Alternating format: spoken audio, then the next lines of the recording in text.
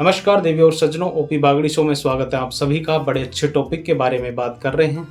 Last तक देखना, मज़ा आ जाएगा। आपके डिसीजंस अच्छे होंगे, आपकी समझ बढ़ेगी, आपकी लाइफ पहले से ज़्यादा स्मूथ और आसान हो जाएगी। चलिए दोस्तों, शुरू करते हैं। कहते हैं सहारे मत लो दोस्त, सहारे छूट जाते हैं। सहारे मत लो दोस्त, सहारे छूट जाते हैं। किनारे पर आकर ये मत समझो कि मंजिल दूर नहीं। कई बार हवा के झोंकों से भी किनारे टूट जाते हैं। तो दोस्तों, अपनी मंजिल तय करें और उसके लिए कौन कौन सी स्किल्स चाहिए, सॉफ्ट स्किल्स चाहिए या हार्ड स्किल्स चाहिए, उन सब पर अपने आप को अपडेट करें। खुद को अपडेट करें, अपना गाइड बनाएं, मेंटोर बनाएं जो आपको उस फील्ड का इंसाइट्स दे सके। इन सब की हेल्प से मंजिल तक पहुंचने की रूपरेखा खाका तैयार करें। उपलब्ध साधनों का व्यवस्थित तरीके से इस्तेमाल करें, क्योंकि अगर आपके पास 10 सीढ़ियाँ आप ऐसे ऐसे करके यूज कर रहे तो यार शायद एक मंजिल या छत तक ना पहुंचा जा सके, लेकिन एक भी सीढ़ी को सीधा लगा दिया जाए तो छत पर पहुंचना आसान हो जाता है। यानी कि गाइडेड तरीके से अपने उपलब्ध साधनों का इस्तेमाल करें। दोस्तों, जून 2024 का समय चल रहा है, जब मेडिकल एंट्रेंस टेस्ट, नीट और नेट यूजीसी की एग्जाम्स में बड़ी धांधली हुई है। ये वो लोग हैं धांधली करने वाले जो पढ़ते लिखते नहीं है। हाँ, उनके पास साधन हो सकते हैं, पैसे हो सकते हैं, लेकिन उनमें ललक नहीं है, उनके पास मकसद नहीं है पढ़ने का।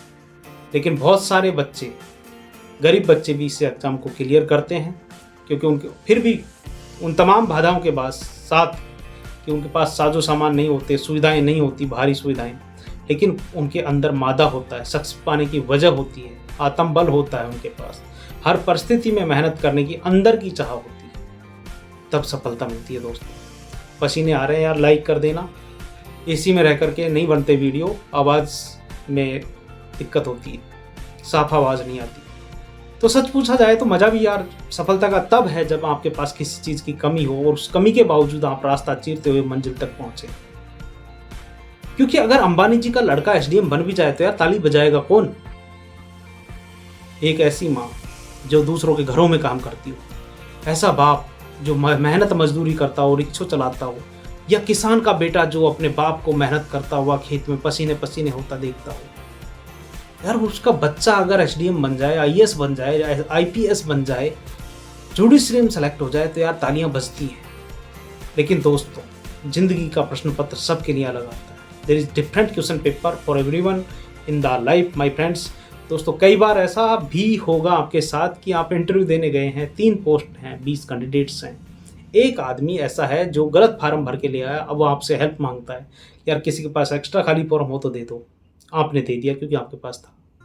पता चला कि उसका सिलेक्शन हो गया और आप उसकी वजह से आपका नहीं हुआ, वो लास्ट था। आपको लगता है यार हवन करके मैंने अपने हाथ जला लिए, लेकिन मेरा यकीन मानिए यार, स्ट्रॉन्ग बिलीव है इस बात पर मुझे कि अगर आपकी इंटेंशन अच्छी है, आप हेल्पफुल हैं, तो आज नहीं 6 महीने बाद सही, साल भर बाद सही, 2 साल बाद सही, या आपको एक बेहतर मुकाम जरूर हासिल होगा। आपकी और मेरी जिंदगी और कुछ भी नहीं है दोस्तों, डॉट्स के कनेक्टिंग होने की कहानी है माय फ्रेंड्स। यकीन मानिए, आज आप जो भी हैं, जिस भी लेवल पर हैं, आपकी लाइफ के डॉट्स कनेक्ट होते होते आप यहाँ तक पहुँचे हो। आगे भी कनेक्टिंग द डॉट्स की कहानी जिंदगी में चलती रहेगी। बस रब के प्रति, खुदा के प्रति, भगवान के प्रति अपनी सच्ची प्रतिबद्धता बनाए रखना, उसके सामने खुद को झूठा साबित मत होना देना, अपनी नियत को, अपनी इंटेंशन को अच्छी बनाए रखना। दोस्तों, चीज़ें कैसे बदलेंगी तुम खुद नहीं समझ पाओगे कई बार। दोस्तों, भाइयों बहनों, जिंदगी को एक खूबसूरत कालीन की तरह समझिए, जिसकी बेहतरीन डिजाइन अभी बननी बाकी है। इसमें रंग बिरंगे धागे आपके सपने हैं, आपके ड्रीम्स हैं, आपकी ख्वाहिश है और आपकी जाती जिंदगी के डिसीजंस हैं, आपके फैसले हैं। जब भी जिंदगी में रीजनिंग काम ना करे दोस्तों, तो दिल की सुनना, यानी इन धागों को बुनकर एक ऐसा जीवन बनाना जो बेहतरीन हो, कलरफुल हो, ज़्यादा उम्दा और खूबसूरत हो। इसका मूल आधार स्टीव जॉब्स का वो सिद्धांत है दोस्तों, जिसमें वो कनेक्टिंग द डॉट्स की बात करते हैं। यानी कि अपने अनुभवों और अंतरात्मा पर भरोसा करो कि वो आपको सही रास्ता दिखाएंगे। जब हम दिल की सुनकर कोई काम करते हैं तो वो सिर्फ काम नहीं रह जाता दोस्तों, बल्कि हमारी अपनी पहचान का विस्तार हो जाता, हमारी पहचान और पुख्ता हो जाती है। जरा किसी गीतकार के बारे में, संगीतकार के बारे में सोचिए कि वो रियाज करता करता कई बार इतना राग में खो जाता है या कुछ बजाते हुए इतना खो जाता है कि उसे याद ही नहीं रहता। कई बार उस अध्यापक की आंखों की चमक देखिए जो एक कम आईक्यू वाले बच्चे पर मेहनत करता है, माँ बाप की तरह। उसकी मेहनत के बल पर वह बच्चा बाकी बच्चों के साथ सीखना शुरू कर देता है, उनके साथ रहना, उनके साथ खाना, उनके साथ खेलना, जीवन जीना शुरू कर देता है। हम इंक्लूसिव सोसाइटी का निर्माण कर पाने में सहायक होते हैं दोस्तों। ऐसे NEP 2020 यानी कि नई एजुकेशन पॉलिसी का बड़ा मकसद है कि इंक्लूसिव सोसाइटी का निर्माण करना।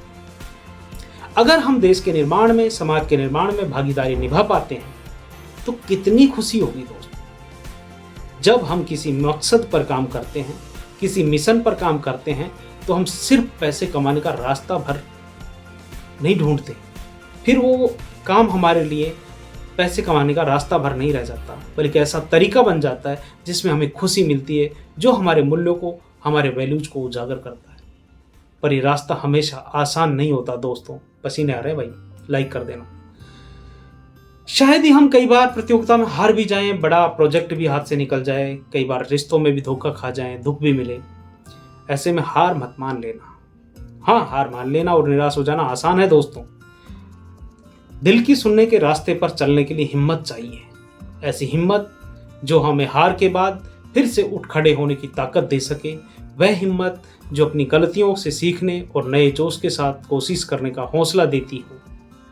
याद रखिए, अक्सर मंजिल तक पहुंचने से ज़्यादा अहम है रास्ते में मिलने वाली चुनौतियों से जूझना और उनका आनंद लेना। जरूरी यह है दोस्तों, ये समझना जरूरी है कि दिल की सुनने का मतलब ये बिल्कुल भी नहीं होता कि हम बिना सोचे समझे फैसले करें। सच्चे उद्देश्य को पूरा करने में अक्सर धैर्य, अनुशासन और लगातार मेहनत की जरूरत होती है। उस खिलाड़ी के बारे में सोचिए दोस्तों, या उस उद्यमी के बारे में सोचिए, उस बिजनेसमैन के बारे में सोचिए जो कोई अहम समस्या हल करने का प्रोडक्ट बनाने में अनगिनत घंटे, वर्ष बिताते हैं। सपनों को हकीकत बनाने के लिए ये मेहनत बहुत मायने रखती है। इस यात्रा में जरूरी है कि हम जिंदगी की बागडोर खुद थामें, अपनी जिम्मेदारी खुद लें, यानी कि हम किस्मत के भरोसे ना बैठें या बाहरी ताकतों का इंतजार ना करें। जब हम ये मान लेते हैं कि अपने फैसलों और लगातार प्रयास से हम खुद अपना भाग्य बनाते हैं, फिर हम अपनी कामयाबी के खुद असली रचनाकार होते हैं। फिर हम क्रिएटर बन जाते हैं और हम अपने भाग्य के विधाता खुद होते हैं। अगर जोश के साथ हर दिन जिए दोस्तों, तो मुश्किलों पर जीत हासिल करने का संकल्प भी मजबूत हो जाता है। लेकिन ये मजबूरी में की गई मेहनत नहीं है दोस्तों। जरा सोचिए उस शेफ के बारे में जो नई डिश बनाने के साथ प्रयोग करके कितना खुश होता है, या उस वैज्ञानिक के बारे में जो बड़े बड़े आविष्कार के लिए कई सालों तक जी जान से जुटा रहता है। इस तरह का उत्साह हमें तब भी आगे बढ़ने की ताकत देता जब मुश्किल होती हैं, मुश्किल भरी होती है। शायद दिल की सुनकर जीने की राह में डर सबसे बड़ा दुश्मन होता हमारा। ये डर कभी कभी समझदारी की आड़ में छुप जाता है दोस्तों। ये कहकर कि जोखिम मत लो या कोई नया रास्ता मत अपनाओ। जरूरी है कि हम डर को पहचानें। यह एक भावना मात्र है, इमोशन मात्र है दोस्तों, सच्चाई नहीं है।